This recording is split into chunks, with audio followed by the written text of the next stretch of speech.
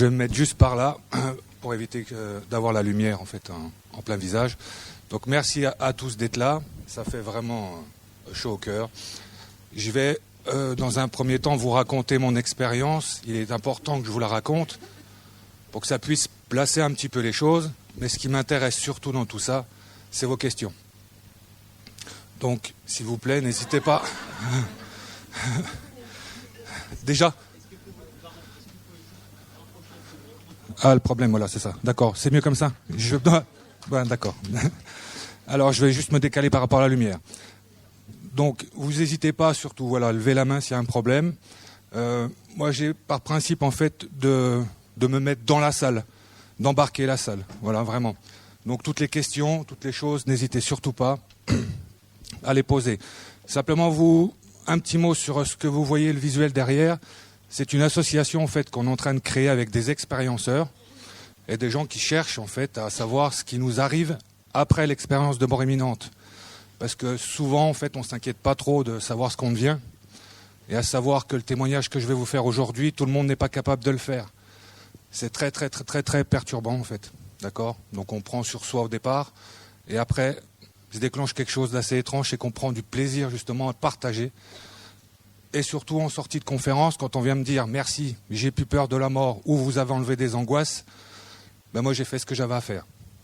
Parce que j'ai été découvrir tout ça. J'avais très très peur de la mort aussi au départ, comme beaucoup d'entre nous en fait. Et quand je suis revenu de cette expérience-là, je me suis dit mais mince, en fin de compte, lâche tout ça et commence à vivre.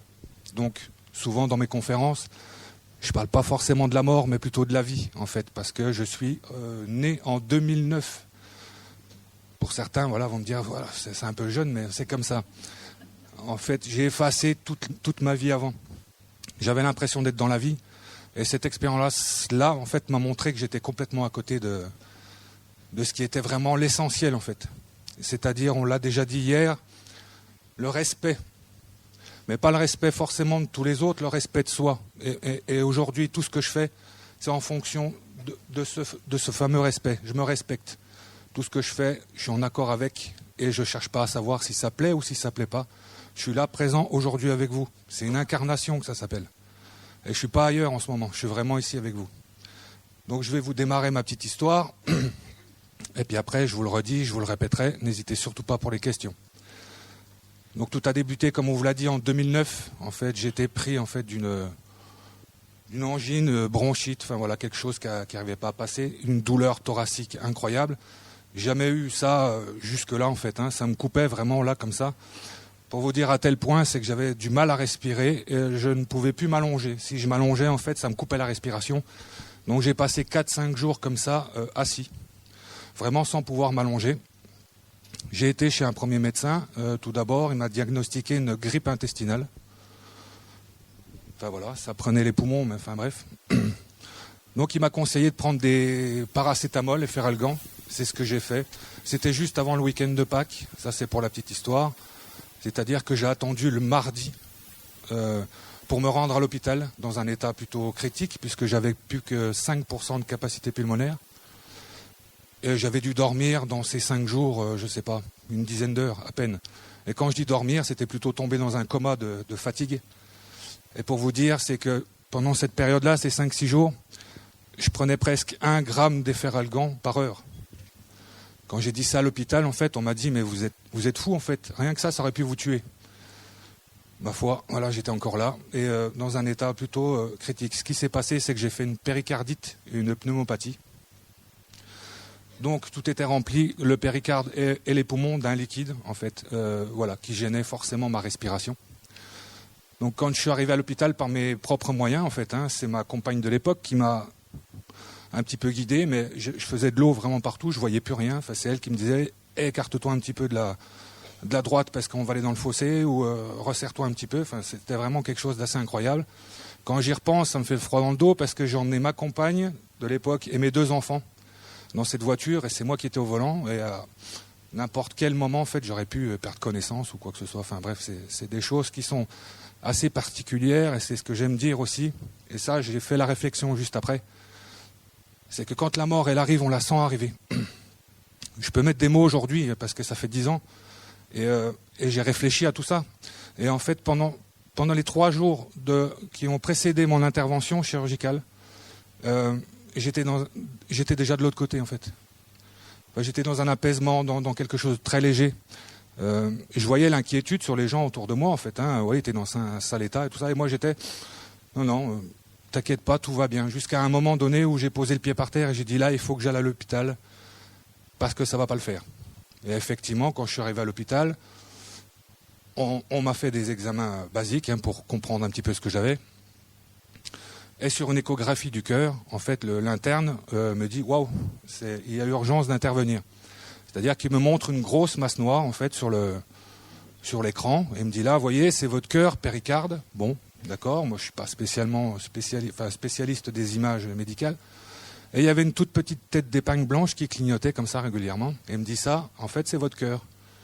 Et j'ai ce mot stupide, mais voilà, moi je vous rebalance vraiment les choses comme je les ai dites, comme je les ai vécues. J'ai dit, aussi petit que ça, en fait, voilà, je m'imaginais ça plus gros. Il a un sourire un peu et il me dit, non, mais en fin de compte, c'est en train de recouvrir votre cœur. Il y a un liquide dedans qui le comprime. Et si on était amené à pu voir cette petite tête d'épingle, on serait devant un problème assez important. Donc il faut intervenir rapidement. En fait, on enlève le liquide, on libère le cœur. Tout va bien. Après, ce qu'il me dit, on vous remet un petit coup de peigne, vous redescendez et tout est réglé. C'est ce qui se programme immédiatement puisqu'il y avait vraiment urgence.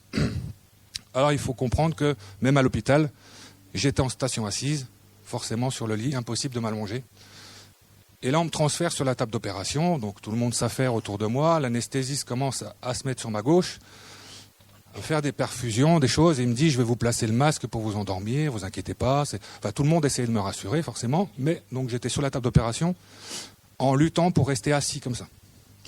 Et donc tout le monde commence à me pousser un peu les épaules en arrière, faut vous allonger, vous inquiétez pas. Je m'inquiète pas, mais je peux pas m'allonger. Donc je traîne un petit peu comme ça et je vois que j'agace tout le monde. Et là, soudainement, quelque chose descend et je me dis, t'es ici, t'es à l'hôpital, ils sont tous autour de toi, ils sont prêts, parce que ça faisait un moment qu'ils attendaient, justement. Ils sont prêts à intervenir, donc il se passera ce qui se passera, en fait, mais voilà, lâche. Et c'est ce que j'ai fait, j'ai lâché. Donc du coup, j'ai commencé à descendre pour qu'on puisse m'allonger. Et j'ai pas eu le souvenir de poser la tête sur la table d'opération. Parce que plus je descendais, plus effectivement, ce que je savais depuis quelques jours, ça me coupait de plus en plus la respiration. Alors même avec le masque, même avec tout ça, il n'y a plus rien qui rentrait, quoi. Voilà, c'était vraiment... Et soudainement, je me suis retrouvé de nouveau assis comme un pantin, en fait, sur cette table d'opération. Voilà, comme si je m'étais redressé, en fait, à une rapidité incroyable. Et sans douleur, sans rien. Ça faisait 6-7 jours que j'avais des douleurs incroyables, même avec les médicaments, même les calmants de l'hôpital ne faisaient rien, en fait. J'étais vraiment déjà dans cette douleur lancinante et terrible. Et là, soudainement, je me retrouve assis et libéré de tout ça, comme si... Voilà, je prenais une grande respiration et je me dis, ça y est, c'est fini. Et j'ai même ce truc de me dire, bouge plus, reste comme ça, en fait, t'es bien. Voilà, profite de ça. Parce que là, ça fait un moment que tu attends ça. Et donc, je profite, et ce qu'on disait aussi en conférence hier, on ne sait pas trop profiter de ces moments d'extase, mais c'était vraiment ça. Une douleur incroyable et paf, ça s'envole.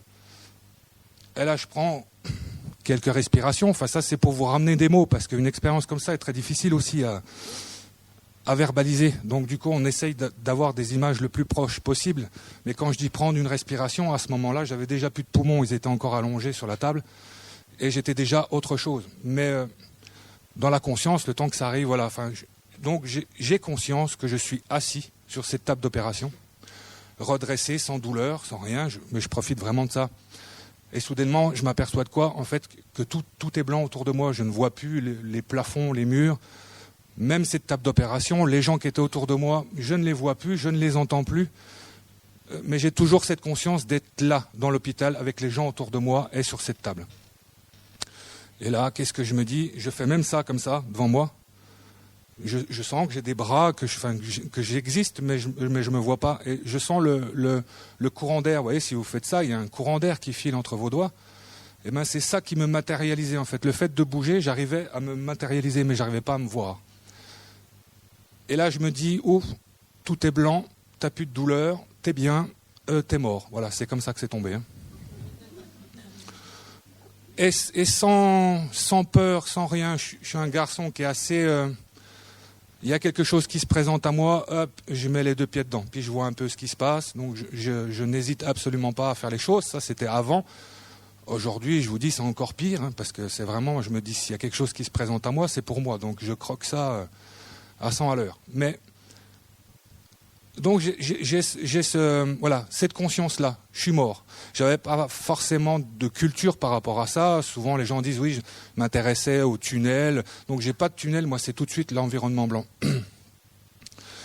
Et immédiatement après ça, en fait, je sens ce que je suis devenu. On appelle ça un corps, mais voilà, il faut savoir que je ne savais pas le dissocier de ce blanc-là, mais je sentais au fond de moi que j'étais quand même présent dans cette blancheur qui m'envahissait. Hein. Vous avez entendu parler de l'amour inconditionnel, tout ça, on va passer là-dessus, parce que voilà, c'est vraiment voilà, cette chose-là qui est quand même incroyable. Et je sens ce que je suis devenu, en fait, faire des mouvements comme ça, donc circulaires, horizontales, toujours au même niveau de la table. Vraiment, même quand je sens que je suis plus au-dessus de la table, et ça tourne de plus en plus vite, et ça va de plus en plus large. Et là, comme si je le faisais là, maintenant, vous vous rendez compte qu'au bout d'un moment, je vais être face à un mur, voilà. Mon mouvement va remplir la salle, et puis après, je vais venir frotter sur les murs. Donc tout était blanc jusqu'à un moment où je suis venu frotter effectivement un mur. Et là, il s'est matérialisé comme je le vois là, aujourd'hui, comme je vous vois vous. Le problème, c'est que le tour suivant, en fait, je suis passé à travers. Alors, vous voyez, déjà, ça c'est quelque chose qui est très difficile à raconter en public. Déjà, même dans la famille, au départ. C'est-à-dire que, qu'est-ce qui t'est arrivé? Je suis passé à travers un mur et j'ai vu ce qu'il y avait derrière. Je vous laisse imaginer de devoir le raconter ce soir en rentrant chez vous. C'est pas simple. Mais je me suis dit, il ne faut pas que je garde ça pour moi. Et forcément... je ne suis pas le seul. Et je me suis rendu compte effectivement que je ne suis pas le seul à vivre ça. Et donc, c'est pour ça qu'on travaille un petit peu là-dessus. Et je passe à travers ce mur et qu'est-ce que je vois derrière? Une cuisine, une salle de repos, avec des restes de repas, de traiteurs. Poulet Gaston Gérard, pour vous dire. Hein. Et 10 ans après, hein, par contre, les médecins s'en rappellent plus trop, mais ils sont quand même presque d'accord pour dire qu'effectivement, il y avait un bon repas en fait sur cette table-là à ce moment-là. Il y avait du vin de qualité, du champagne. Et alors c'est curieux parce que souvent on dit j'ai conscience que je suis mort et donc avec cette peur qu'on peut tout savoir chacun, on va dire on va s'accrocher à plein de choses. Non, moi c'est ce que je dis en fait avec un petit peu d'humour. C'est que ça faisait 5-6 jours que j'avais pas mangé grand-chose et du coup le fait de me sentir bien, je pense que j'ai été chercher une cuisine. Enfin voilà, c'est un peu l'explication que je peux en donner, parce que pourquoi avoir été dans cette cuisine? Et la réflexion que je me fais, c'est je me dis, moi je travaille aussi, je fais des vacations de 12 heures, enfin je travaillais dans la sécurité, et on est amené à manger aussi sur place, sur notre lieu de travail. Et là, je passe là comme ça, et je dis, wow, eux, ils sont quand même pas le même niveau, parce que si on avait du vin comme ça, du champagne à chaque fois qu'on travaillait, enfin, ils savent se mettre bien, voilà. Mais j'étais dans cette ambiance-là, en fait, voilà, vraiment... mais presque festive. Voilà. Il n'y avait pas de peur ni de crainte. Et donc je continue mes oscillations comme ça. Et soudainement, descend. Enfin, j'aime bien dire descendre parce que peut-être ça passe par là ou je sais pas. Mais enfin, dans ma conscience qui passait pas par le cerveau, et à aucun moment en fait j'ai fait attention à mon corps aussi. D'autres vont s'accrocher à ça, à se regarder, tout ça. Moi j'ai vraiment quitté ça. Voilà, on est mieux en dehors, donc voilà, on va essayer de voir ce qui se passe ailleurs et puis ça va être très bien. Donc c'est comme ça que j'ai appréhendé aussi mon expérience et c'est peut-être aussi pour ça que j'ai fait plein de choses, contrairement à certains qui étaient peut-être plus sur la retenue. Mais donc, une question comme ça tombe et je me demande si là en ce moment le soleil brille sur les pyramides au Mexique. Je ne sais pas pourquoi je me demande ça, mais je n'ai pas fini de me demander que j'arrive sur place sur une pyramide. Alors pendant longtemps je me suis demandé où c'était... voilà, qu'est-ce que ça voulait dire et tout ça, et je suis encore en train de chercher parce qu'on m'a dit cherche, voilà, tu vas avoir des images, tu vas forcément des choses qui vont se réveiller. Mais en fait, je suis arrivé là-dessus comme un Superman, vous voyez, et je voyais une cité comme ça, et donc en dessous une grande bande noire comme une piste d'atterrissage, et au bout une pyramide. Et je vais m'asseoir dans le dernier angle comme ça à gauche. Et j'arrive comme ça en glissant. Et ce que je dis, je m'arrête parce qu'après il y avait plus de marche. Je m'arrête vraiment dans cet angle-là. Et qu'est-ce que je regarde au sol? Je vois une petite fleur jaune avec un papillon blanc. C'est pareil, je ne sais pas pourquoi. Mais apparemment, il y a des symbolismes là-dessus. Enfin, je suis en train de chercher et ça peut être intéressant d'aller trouver aussi des mots à mettre sur ces choses-là. Parce que ça, c'est un souvenir en fait qui me gêne. C'est que je n'ai pas réussi encore à prouver vraiment ce déplacement. Mais tous les autres que je vais vous raconter ont été vérifiés et éprouvés. Donc c'est pour ça que ça me gêne, mais j'aime bien le raconter quand même, parce que du coup, ça fait aussi partie de mon expérience. Et cette petite fleur jaune et ce papillon. Et quand j'arrive, j'ai le sentiment de déplacer de l'air ou de le gêner. En fait, il s'envole. Je le suis comme ça, alors du regard sans les yeux, imaginez. Et ça me permet en fait de faire un tour comme ça. Alors je dis à 380 degrés. Et un ami qui est expérienceur, il me dit c'est 360 degrés, c'est pas 380. Et il y en a un troisième qui dit ouais, mais nous on fait un tour encore un peu plus grand, quoi. Enfin voilà, c'est comme si on allait un peu plus loin dans le système. Et je regarde comme ça, je suis le papillon, et là un peu comme la lumière, en fait je l'ai en plein visage. Et ça en fait ça répond à ma question.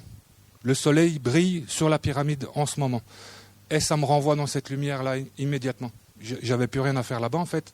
Je m'étais posé une question et j'avais eu ma réponse. Le souci, c'est que... Enfin, le souci, c'en est pas un, vous allez voir. Je retourne dans cet environnement blanc, là, dans lequel je vous ai dit au départ, j'étais seul. Enfin, j'avais conscience que des choses m'entouraient, mais dans cette lumière-là, j'étais seul. Et là, j'arrive dans cette lumière, qu'est-ce qui m'attend? Mon grand-père paternel, qui est décédé en 1984. Il m'arrête comme ça, une main sur l'épaule. Alors moi, déjà, tout content de le revoir. Ça fait un peu, on organise un repas tous les 6 mois de famille et on se revoit les uns les autres. Voilà, c'était un peu comme ça. Et très content, j'étais complètement euphorique parce que je revenais du Mexique quand même. Et je disais, le soleil il brille et c'est génial, et j'ai pas de douleur, enfin voilà, tout ça. Et là il m'arrête, il me fait, oh, je vois que tu t'amuses bien là-dedans, c'est pas le problème, mais c'est pas le moment. Et il faut que tu retournes.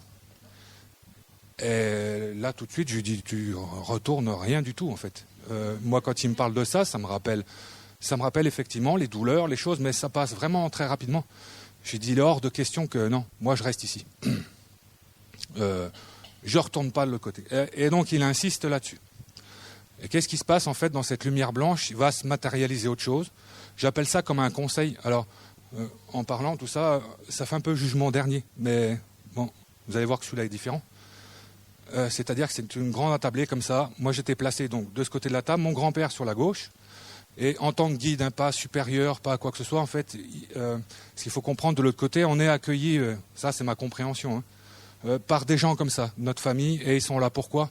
En fait, pour nous apaiser et pour nous guider, mais guider dans le sens, t'inquiète pas, voilà, j'ai déjà, moi...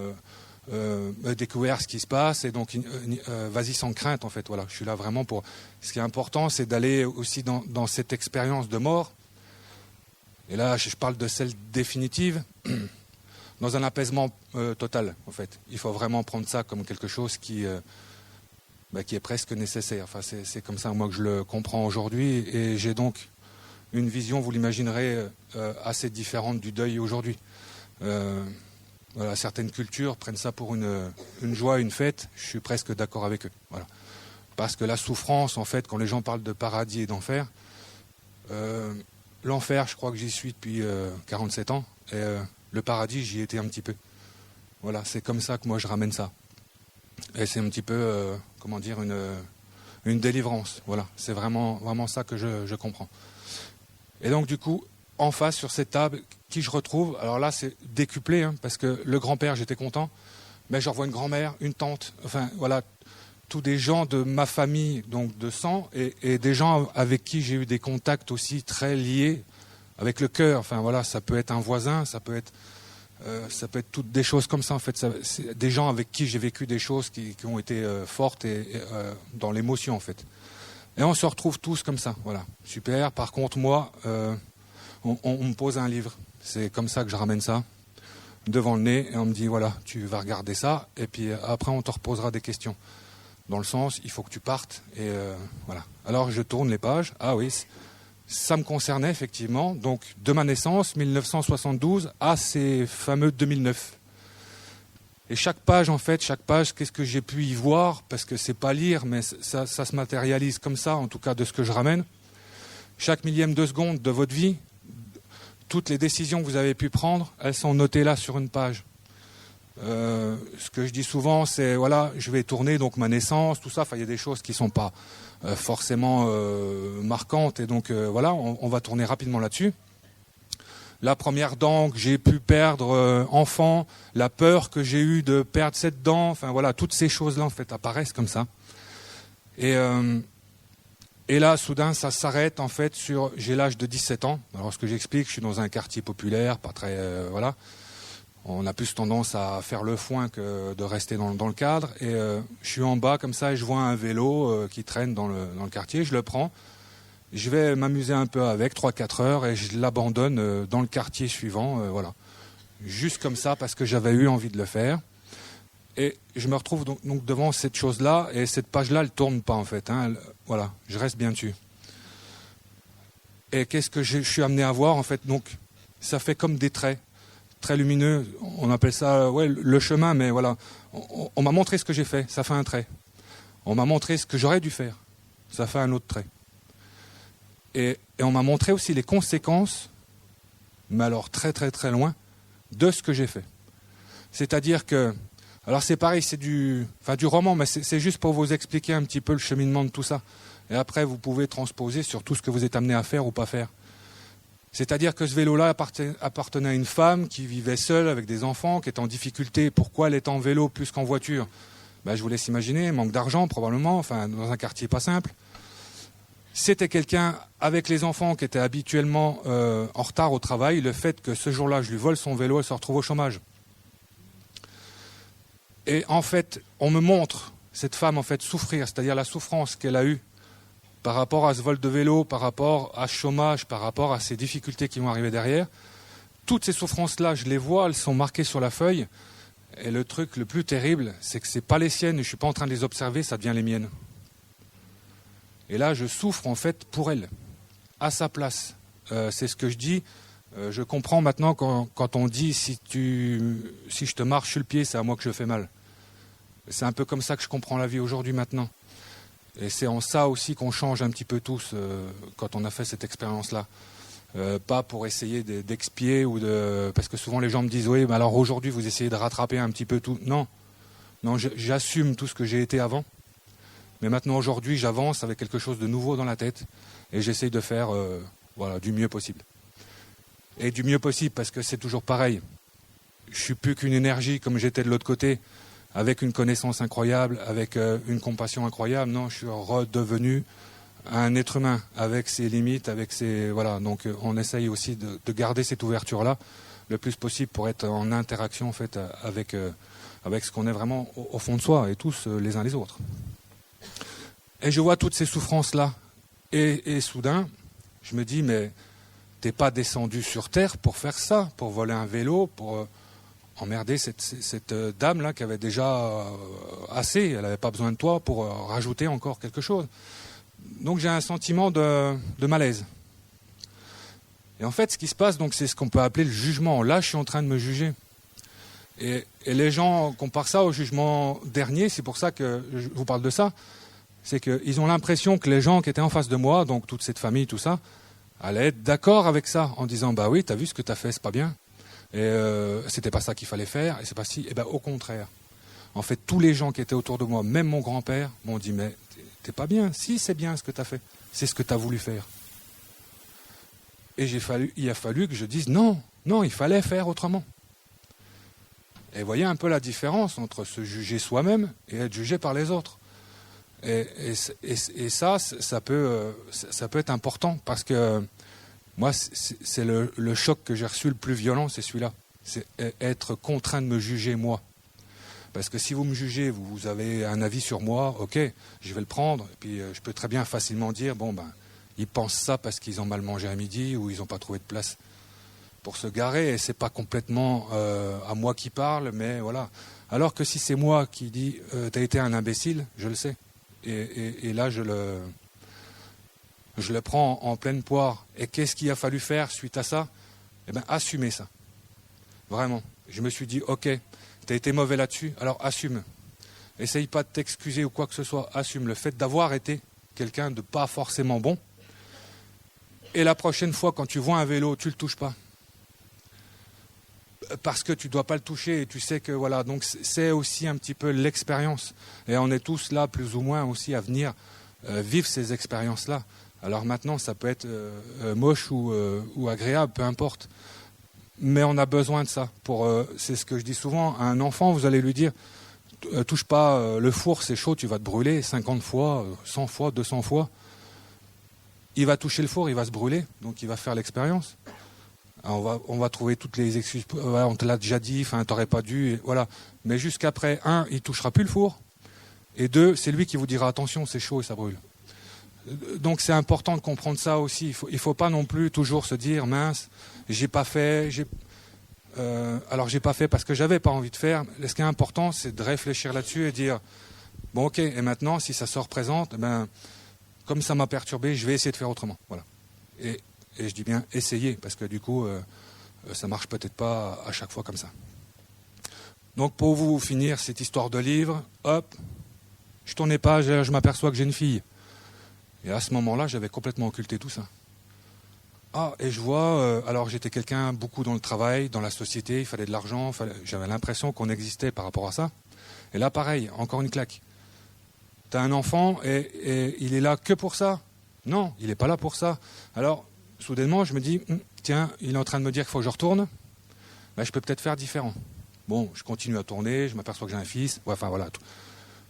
Tout ce cinéma de ma vie, en fait, jusqu'en 2009, qui ont fait que de ma décision de vouloir rester sur place, elle a changé et je me suis dit, il est en train de me dire que c'est pas le moment, il faut repartir. Alors, ok. Et simplement, j'insiste là-dessus aussi, parce que souvent les gens me disent, oui, mais moi je suis dans le deuil, mon mari est parti. Vous êtes en train de me dire que il n'a pas voulu revenir. Si on reste sur cette explication-là, c'est vrai que je vous ai dit, voilà, je voulais pas revenir, je bricole encore avec de l'autre côté, et là, soudainement, je veux revenir parce que je vois mes enfants, je veux gérer ça autrement, donc je décide de revenir. Non, la décision de revenir, en fait, en tout cas pour mon cas, on n'est pas acteur là-dessus. D'ailleurs, on revient comme on est parti, aussi rapidement, sauf que le bien-être se transforme en mal-être. C'est pour ça que j'explique que l'enfer, c'est peut-être bien ici. Parce que quand on revient dans son corps, en fait, on a l'impression d'être dépecé. Et encore, j'ai jamais été dépecé. Mais je pense que la douleur doit être encore légèrement plus haute. Donc le retour aussi dans le corps est très désagréable. Aussi désagréable que ce qu'il est agréable quand on sort. Et donc, bon, je suis amené à voir ça. Et soudainement, comme les pyramides, j'ai envie de voir mes enfants. Et là, j'ai pas terminé de penser ça, que je me retrouve à la maison. Donc j'arrive un soir, on a une petite maison, un petit jardin devant, et on avait planté, juste avant que je parte faire le guignol à l'hôpital, des petits pieds de tomates comme ça. Ils n'étaient pas plus hauts que ça. Et ce qui s'est passé en fait dans ma vision, c'est-à-dire qu'il y avait le blanc, et je décide de partir à la maison, comme je vous expliquais, après ça se matérialise. Donc pour les pyramides, ça s'est matérialisé comme je vous vois là. Moi, devant la maison, ça s'est matérialisé encore différemment, c'est que j'ai vu toutes les molécules. Enfin, ça faisait tous des petits points comme ça qui s'entrelaçaient, qui tournaient entre eux. Mais j'arrivais à différencier la tige, des feuilles, des fleurs. Et ce que j'ai fait, et tout, le gravier, la façade de la maison, tout était scintillant en fait. Comme je vais me comparer à ça, le pointillisme, vous savez, voilà, c'est tous des petits points. Et quand on recule, on va voir que c'est une fleur, voilà. Donc ça faisait un petit peu ces choses-là. Et j'avais envie de voir mes enfants, mais je m'arrête quand même dans les pieds de tomates. Je passe en fait dans les pieds de tomates comme ça, et les pieds de tomates, en fait, j'étais les pieds de tomates, et enfin voilà, c'était vraiment comme ça une symbiose là.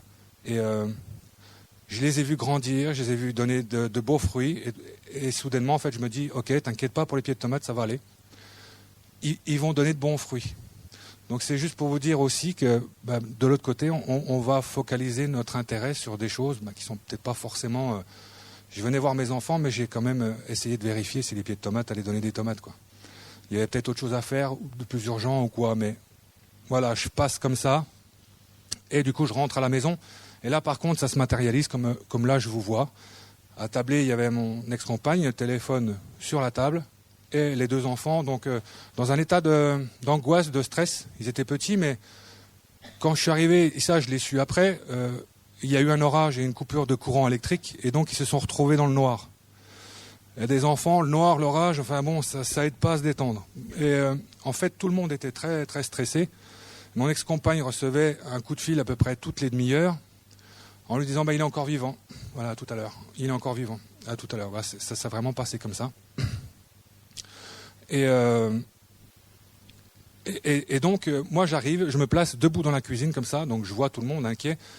Et comme cette dame avec le vélo, c'est-à-dire que la peur de mon fils, l'angoisse de ma fille et le stress de mon ex-compagne, c'était les miens. Et je suis submergé de tout ça en fait. C'est vraiment incroyable. C'est le bien-être, et puis là, soudainement, on rentre dans un environnement assez glauque, on va dire. Et qu'est-ce que je fais? Je dis, vous inquiétez pas, en fait, il y a des bougies et des allumettes sur le côté là de la cuisine. Allumez-les et le courant reviendra rapidement, quoi. Et là, personne m'écoute, personne m'entend, personne fait attention à moi. Et donc j'ai cette espèce de sentiment là de mal-être en fait, parce que je dis je parle et personne m'écoute, et ça me renvoie dans cette fameuse, j'appelle ça un sas, cette fameuse lumière là dans laquelle je me sens bien, et je me retrouve de nouveau à repartir, et je repars où je me retrouve dans le cabinet de mon médecin traitant. C'est un couloir, le cabinet est au bout. Le médecin est placé comme ça dans l'encadrement de la porte, et entre moi et le médecin, il y a ma mère, la secrétaire sur la gauche, accoudée comme ça, en train d'écouter la conversation. Et en fait, ma mère est en train de dire au médecin, avec des mots d'oiseau, que si j'étais en train de mourir à l'hôpital, c'est de sa faute, que les médecins sont des incompétents, que si, que ça. Enfin voilà, elle essayait elle se vidait de sa peur et de son angoisse par rapport à mon état. Et moi, j'étais derrière et je lui dis non, c'est pas lui que j'ai vu, c'est un autre médecin qui a fait une erreur, parce qu'elle est venue chez moi quand j'étais dans le coma, s'inquiéter de savoir où c'est qu'on en était par rapport à tout ça. Et je lui disais non, voilà, t'inquiète pas, lui, il peut rien. Et le médecin, il a fait ce qu'il devait faire, c'est-à-dire il a pris un peu les plaintes qu'elle avait, et il les a acquiescées pour... il a servi de ça, quoi. Et là, même cinéma, je parle, personne m'entend. Donc je retourne dans ma lumière. Et qu'est-ce que j'ai encore d'autre comme voyage là? Non. Voilà. Tout ça se met en place. Alors effectivement, au bout d'un moment, j'ai pas eu encore de nouveau à échanger par rapport à qui que ce soit, en fait. Voilà. Je suis retourné vraiment dans mon corps, comme ça. Alors avec cette douleur incroyable, est-ce que je dis bienvenue à la maison, quoi. C'est vraiment... de nouveau, on se met à souffrir terriblement. Et le souci, on s'est rendu compte en échangeant avec plusieurs expérienceurs, c'est que on n'a pas la lumière dans toutes les pièces au départ. C'est-à-dire qu'on est un peu là, un peu pas là, un peu voilà. À l'hôpital, s'est passé des choses. C'était assez rigolo. J'étais dans un service en soins palliatifs. Enfin, même on accompagnait les gens à la mort, pour être clair. Je devais être le plus jeune patient de l'étage. Et une nuit, en fait, ils ont perdu 5 patients, quoi. Voilà. Et en fait, j'avais une espèce de vision. De temps en temps, j'étais plus dans mon corps. De temps en temps, j'étais dans mon corps. Et là, il y a un médecin de Dijon qui m'a expliqué que la péricardite, en fait, j'ai à aucun moment fait d'arrêt cardiaque. Alors ça m'a perturbé en conférence quand il m'a dit ça, parce que si je n'ai pas fait d'arrêt cardiaque, je suis pas mort. Il dit oui, mais c'est simplement, c'est pareil, des choses qu'il faut, comme la science avance et tout ça, voilà, on arrive à se rendre compte de choses, mais il dit la péricardite, en fait, elle, c'est quoi? C'est que le cœur, il bat tellement faiblement qu'il fait plus circuler le sang. Et donc du coup, quand le sang ne circule plus, c'est comme s'il y avait un arrêt cardiaque. Voilà, c'est juste un point technique. Et moi, ce qui s'est passé pour moi, c'est que ça se remettait à battre, et puis de temps en temps, ça redescendait. Et ça se remettait à battre, et ça redescendait. Et donc sur 24, on va dire, 24 heures, j'ai fait plusieurs voyages. Alors je ne sais pas, tout ce que je vous raconte, je le place dans l'ordre dans lequel je me souviens. Je ne sais pas vous dire si j'ai fait tout à la suite, si c'est plusieurs allers-retours comme ça. Voilà ce que je peux dire, ce que je peux dire là-dessus. Et donc le retour terrible, la souffrance, et la souffrance la plus terrible aussi, c'est le manque d'écoute. C'est-à-dire que moi, tout ce que je vous ramène, c'est un petit peu grâce à mon ex-compagne, parce que c'est la seule à avoir été autorisée à me visiter à ma sortie de coma. Et donc j'avais des tubes, des branchements de partout, mais on m'a donné une ardoise pour communiquer. Je vous prie de croire que les premiers échanges ont été assez véruleux. C'est-à-dire que la première chose, sans lui dire bonjour ni quoi que ce soit, je lui ai dit la prochaine fois que je te parle, va falloir que tu te mettes à m'écouter. Et là, en fait, j'ai vu les yeux grands ouverts, elle me dit mais qu'est-ce que tu me racontes?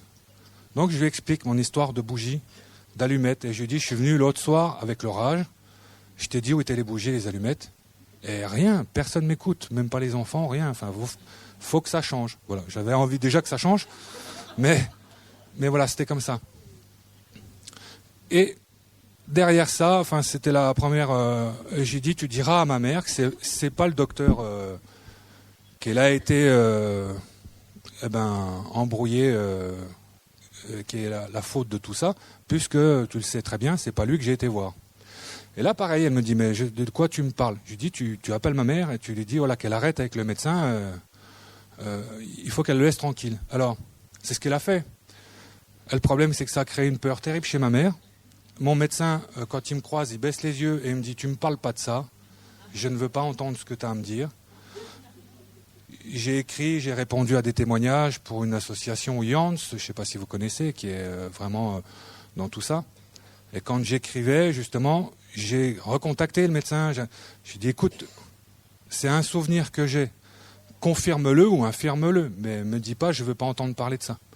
Il m'a effectivement bien confirmé qu'il était comme ça dans l'encadrement, qu'il s'est fait... Alors, ma mère aussi, mais ma mère a mis presque 8 mois à me dire, oui, c'était comme ça, mais ça me fait peur, ton affaire. Donc voilà, c'est pour ça aussi que je veux dire que c'est des souvenirs que j'ai pu ramener comme ça. Alors souvent on parle d'hallucination. Là aujourd'hui maintenant on est sûr à 100% et c'est prouvé scientifiquement que l'expérience de mort imminente n'est pas une hallucination justement. Il y a des gens qui travaillent là-dessus en comparant les rêves, les hallucinations et les souvenirs réels. Et ce qu'il faut savoir, je ne sais pas si vous connaissez cette étude-là, mais ils ont fait une étude tout d'abord pour le rêve et la réalité. Donc on demandait de raconter un rêve, donc il y a des détails dans un rêve, et puis une chose en réalité, il y a plus de détails dans la réalité. Voilà, c'est comme ça, et c'est comme ça qu'on a pu déterminer qu'il y a un souvenir réel et un souvenir en rêve. Et il y en a un qui s'est dit, tiens, on va essayer sur les expériences de mort imminente. Et en fin de compte, ils se sont rendus compte de quelque chose d'assez incroyable. Au départ, ils se sont dit, s'il y a moins de détails que dans la réalité, on va considérer ça comme un rêve ou hallucination. Et puis voilà, on verra bien. Sauf que le résultat de l'étude, il est qu'il y a plus de souvenirs dans une expérience de mort imminente que dans un souvenir réel. Alors déjà, voilà, on ne peut pas dire que c'est réel, on ne peut pas dire que c'est un rêve, mais c'est encore autre chose. Maintenant, il faut chercher et trouver. Et c'est ce qu'on va essayer de faire. Voilà, aider en tout cas à ce qu'on puisse mettre des mots sur tout ça.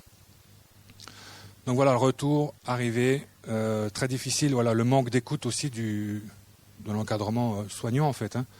Et ce qu'il faut se dire aussi, c'est qu'un expérienceur, il faut deux choses. Il faut qu'il vive l'expérience et il faut qu'il s'en rappelle. Parce que alors, du coup, on ramène des informations que le cerveau n'accepte pas, je vous le dis tout de suite. On remet en question forcément tout ce qu'on est, tout ce qu'on a pu être. Et ça, c'est assez difficile. Donc voilà, quoi vous dire d'autre? Je vais peut-être plus vous laisser la place aux questions, parce que je ne sais pas quelle heure il est. On n'a plus beaucoup de temps là. Donc du coup, voilà. Je vais vous laisser la parole, on va dire. Comme ça me permet de souffler un petit peu. Et puis c'est vos questions qui m'intéressent. Donc voilà. Qui a une question?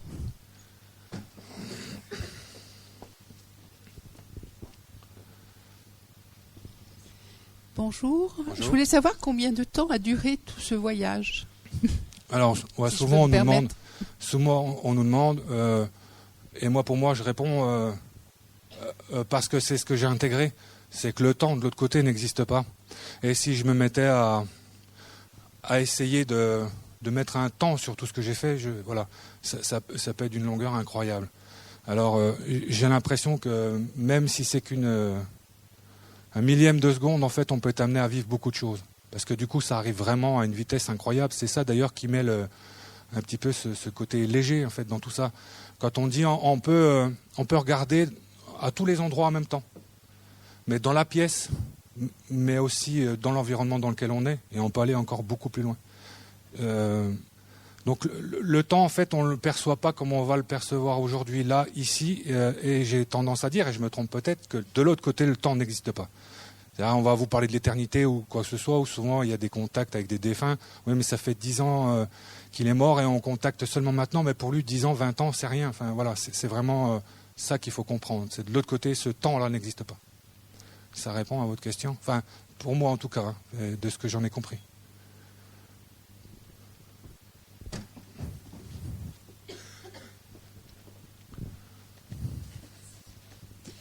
Bonjour. Je voulais vous demander si au moment, je suis là. Vous êtes où ? Si au moment où vous étiez sorti de votre corps, vous auriez eu la force de casser, de briser quelque chose, ou, enfin, je veux dire, si les gens avaient été davantage à votre écoute, vraisemblablement votre compagne et vos enfants n'étaient pas dans peut-être On l'écoute, oui. ouais, voilà. Mais est-ce que vous auriez pu vous manifester comme peut le faire ce qu'on peut imaginer d'un esprit, par exemple? Toujours dans ma compréhension, hein. Oui, je vous demande bien vous, hein. Je vous demande pas de parler pour quelqu'un d'autre, hein. On est bien d'accord. Comme je vous ai expliqué tout à l'heure, j'étais les pieds de tomate. Et je pense que j'aurais pu en faire ce que je voulais. Donc vous parlez de casser, je ne sais pas si je juge bon d'être sur la table et casser le verre qu'il y a sur la table. Je vais être le verre et je vais faire en sorte qu'on puisse m'écouter. Mais j'étais pas à ce point-là. D'ailleurs, c'est intéressant que vous puissiez poser cette question parce que de là à aller casser quelque chose, ça voudrait dire qu'il y a une colère, quelque chose comme ça derrière? Non, pas forcément. Peut-être juste le fait de trouver un moyen à votre portée à l'instant donné pour dire je suis là. Voilà, quand je dis casser, c'est juste pour montrer je suis là, voilà. Tout est possible. Vous savez, quand on parle de signes, on va monter dans la voiture, on va écouter une chanson qui va rappeler, voilà, parce que dans l'énergie, en fait, c'est le quantique qui explique ça, c'est que mon monde, c'est pas le vôtre, et voilà. Et donc, on peut venir interagir effectivement dans le monde de chacun. Et si j'ai envie de vous faire entendre une chanson, je vais déjà faire en sorte que vous alliez tourner le bouton pour écouter. Et puis la programmation derrière, ils ne savent pas pourquoi, mais c'est ça qu'ils vont mettre à cette heure-là. C'est pour ça que souvent les gens, je ris un peu en disant je suis là par hasard, je ne sais pas ce que je fais là. On a fait, je ne sais pas si vous avez entendu parler, le film Thanatos, qui sort au cinéma. Donc moi je suis intervenu pour le débat à Dijon, et il y avait le réalisateur qui était là par hasard. Et il me dit je ne sais pas ce que je fais là, mais... ben, j'y t'inquiète pas, moi je sais ce que tu fais et tu vas voir, et on a passé une bonne soirée. Voilà, et il était là pour ça en fait, ouais, vraiment. Donc c'est toutes ces choses-là en fait qui s'imbriquent les unes dans les autres en fait. Si je suis amené à rencontrer quelqu'un, forcément l'autre, il ne sait pas déjà, mais on va se rencontrer. Enfin, et ça marche pour moi aussi. Hein. Et donc c'est dans cette énergie-là, parce que on est tous interconnectés à ça. C'est-à-dire que là aujourd'hui en fait, on est séparés les uns les autres. Vous allez me dire, moi je vous connais pas. Enfin voilà, on a tendance un peu à faire ça. Mais moi dans l'énergie, je suis vous, vous êtes moi. Enfin voilà, c'est comme ça que je comprends aussi l'unité. Et ce que j'aime assez dire, c'est que tous nos corps là, c'est l'énergie qui nécrose. Et pourquoi nécroser? C'est négatif, mais voilà, c'est comme ça que je le comprends. Et toutes les cellules sont nourries par cette énergie, tout ça. Mais l'énergie qui me nourrit, c'est l'énergie qui vous nourrit aussi. Donc c'est pour ça que c'est important. À comprendre ça. Enfin voilà, on est tous voilà, on est tous dans le même bateau. Ouais. Et du coup, vous avez développé des capacités d'un naturel différent après cette expérience ou pas? Alors, où vous aviez peut-être déjà développé.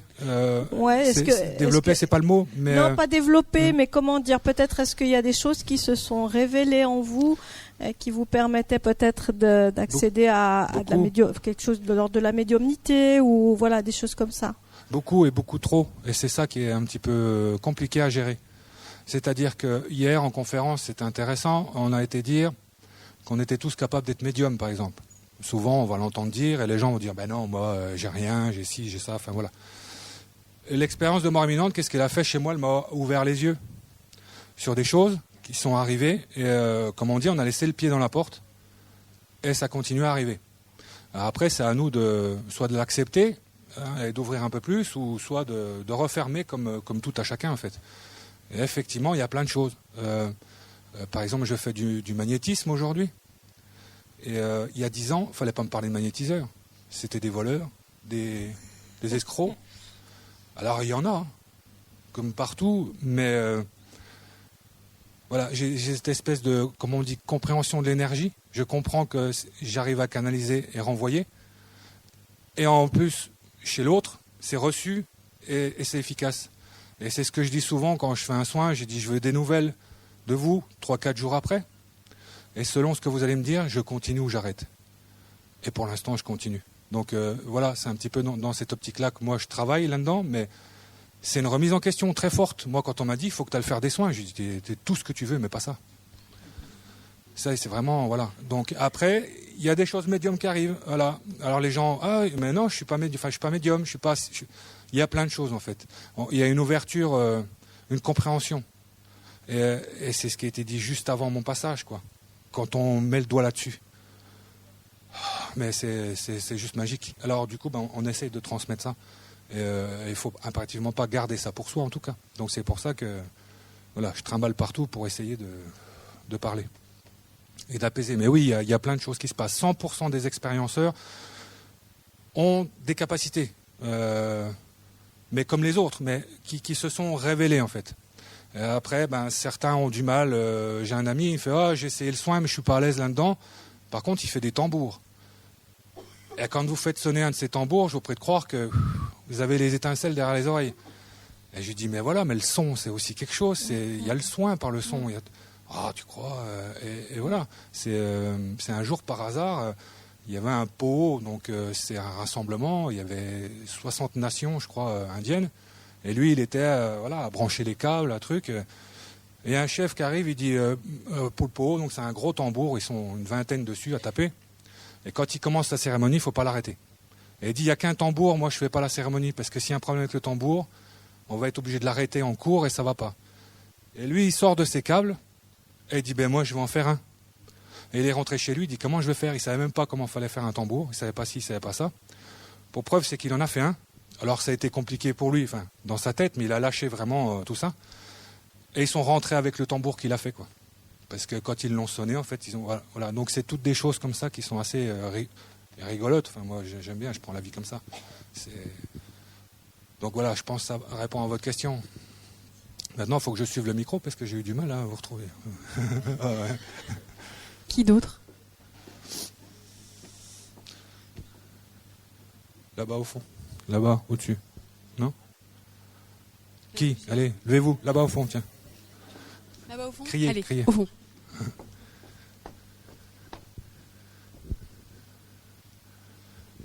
Merci.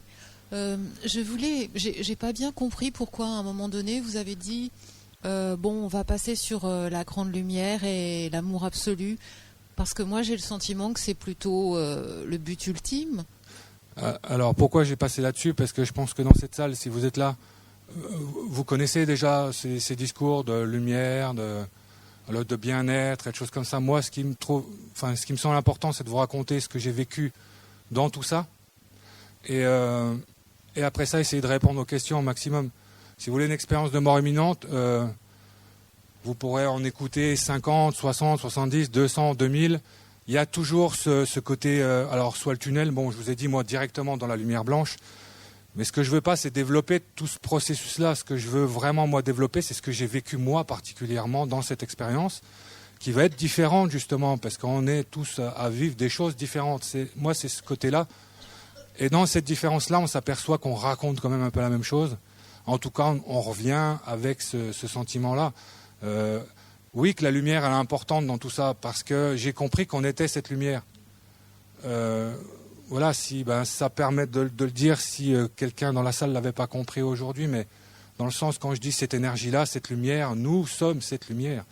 Certains l'appelleront Dieu, appelleront comme ils veulent, mais Voilà, c'est cette source-là, en fait. On en fait tous partie. Ce que j'explique, c'est vous prenez un verre d'eau, et on va dire que c'est voilà, l'énergie de toute la salle est dans le verre d'eau. Je trempe le doigt, je vais sortir des gouttes. Donc là, c'est votre goutte, c'est votre goutte, c'est votre goutte. Ok, là, on va être dans cette espèce d'incarnation, dans cette existence. Maintenant, je prends toutes les gouttes, je les remets dans le verre d'eau. Vous n'avez pas disparu, vous êtes dans le verre d'eau. Voilà. Et vous êtes le verre d'eau. Donc voilà, c'est un peu ça la compréhension de la lumière aussi. La lumière, en fait, on en est tous une petite partie. Et quand on sort de ce corps-là, qui est fait que de souffrances et d'expériences assez étranges, on récupère un petit peu cet espace-là, comme ça, qu'on avait quitté. Et souvent, quand on nous dit aussi, vous changez, quand vous avez fait une expérience, vous changez. Alors oui, on change dans le sens où... mais on revient sans aucune... comme un enfant, en fait. Voilà. Sans aucune idée particulière sur les choses. On vit vraiment, en fait, au départ, j'ai considéré ça comme ça, émerveillé comme un enfant. Et après, forcément, les conditionnements de la vie, la société, voilà. Mais en tant qu'adulte, on est tous conditionnés les uns les autres. Ça dépend comment vous avez été élevés. Voilà, on va être différent, on va réagir différemment par rapport à tout ça. Mais si je vous demande à vous, au fond de vous, est-ce que vous êtes d'accord avec ça? Ben non, mais c'est familial, c'est ci, c'est ça. Bon, un expérienceur, en fait, est-ce que tu es d'accord avec ça? Il va vous dire oui. Parce que c'est là, au fond. Oui, mais avant, tu étais différent. Ben oui, mais avant, j'étais à côté de la plaque. Maintenant, aujourd'hui, je vis comme ça. Donc, c'est un peu... voilà. Et l'idée, c'est que... est-ce que vous avez le sentiment que ce sont différents strates et que ce que vous avez vécu au-delà de notre niveau humain, c'est un nouveau strate, et à ce moment-là, pourquoi il n'y en aurait pas un millier, un milliard, oui. et que la lumière serait déjà le but ultime, enfin, et que c'est une continuation de défragmentation, mais toujours plus ou moins conditionnée? Je ne sais pas si ça va plus loin que ce que j'ai connu. Je peux pas vous dire que ça existe ou que ça n'existe pas, puisque j'ai pas ressenti, moi, de limite dans ce que j'étais en train de vivre. D'accord ? Là, si on doit sortir de la pièce, on va être limité par une porte, et voilà, on sait qu'il faut passer derrière une porte pour accéder dehors. Dans cet environnement-là, j'ai eu quand même l'impression que j'y étais. Voilà, j'y étais. Alors, c'est une expansion probablement incroyable, parce que je vous dis, j'ai pas été au bout. Mais c'est pas parce que j'ai pas été au bout qu'il n'y a pas de bout. Enfin voilà, donc je ne sais pas s'il y a plusieurs échelons, je ne peux pas vous dire ça. En toute honnêteté, je n'ai pas ressenti ça. On ne m'a pas fait ressentir, tiens, tu restes là parce que là au-dessus, c'est un peu plus rock'n'roll et ci et ça. Non, j'étais vraiment dans un environnement, voilà. Mais donc vous n'avez pas ressenti que cette lumière et cet amour absolu étaient le but final, ultime, et que c'était même mieux que ce que vous aviez vécu avec les plants de tomates ou les... Mais dans la lumière, j'ai rien vécu de comparable à aujourd'hui. Et comme vous dites, le lien ultime, ou peu importe, moi j'y serais resté. Je ne cherche pas à aller ailleurs. Donc on est peut-être justement dans le oui, c'est le but, mais c'est de se retrouver soi. Et quand on dit soi, c'est lumière, en fait. C'est ce qu'on a dans le cœur. Enfin, après, il y a tellement d'images qui viennent se greffer là-dessus. Mais oui, c'est la lumière que je suis. C'est là-dedans que j'ai envie de ronronner, moi. C'est pas ailleurs, quoi. Donc oui, effectivement, c'est peut-être ultime. Oui.